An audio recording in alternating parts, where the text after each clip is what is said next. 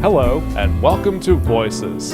I'm Norm Silverstein, president of WXXI. Today, Michael Lasser, host of the Peabody Award-winning radio show Fascinating Rhythm, takes us over the rainbow with the music of Harold Arlen. Joining Michael once again are Cindy Miller and Alan Jones, performing some of our favorite songs from the golden age of film and stage. Cindy is a graduate of the Eastman School of Music.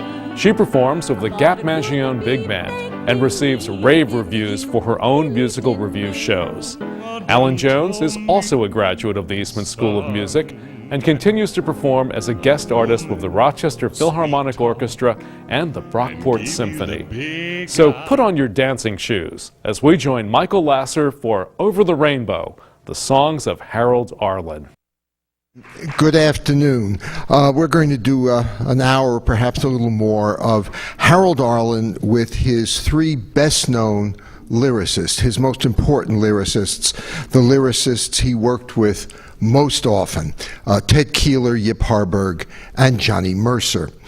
When he was a boy living back in Savannah, Mercer used to go to black churches to hear the singing and the sermons.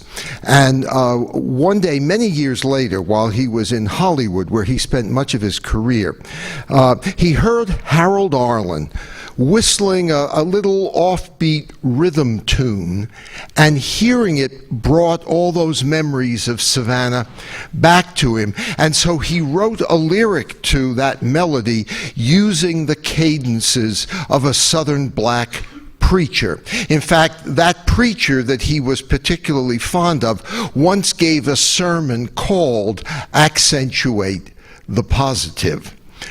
As usual, Arlen's music had absorbed the lessons of jazz and especially the blues. No one of our songwriters was more influenced by the blues than Harold Arlen.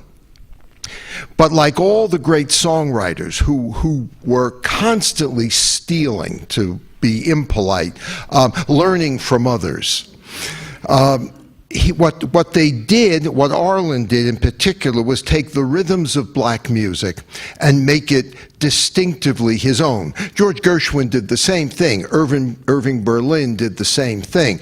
But their songs don't sound very much alike. Each did it filtered through his own sensibility, his own way of writing. Harold Arlen was not born Harold Arlen. He was born Hyman Arluck, A-R-L-U-C-K. He was born in Buffalo, where his father, there's a whole cluster of songwriters in Buffalo, born there. Chauncey Olcott. Really? My Wild Irish Rose. I always get them the second one. They don't know what I'm talking about, and then I give them a song title, and they always go, oh. I think it's a purr of self-satisfaction is what I really think. Anyway, Ray Henderson.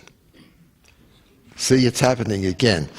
He was a composer, and he worked mainly with two lyricists at the same time. It was a threesome, Buddy DeSilva and Lou Brown, and among their songs, Birth of the Blues.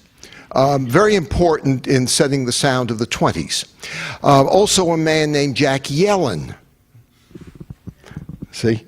Jack Yellen worked with Milt Ager on songs like Glad Rag Doll and Happy Days or Here Again. He was a lyricist. But now they're not going, because they know I'm going to tease them about it if they do.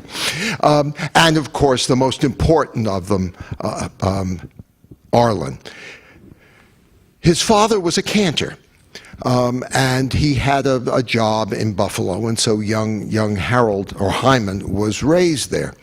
In fact, Arlen said on several occasions that his father was the greatest improviser he'd ever heard, because when he was singing in the synagogue, singing the liturgical melodies, he would often improvise as he was singing them.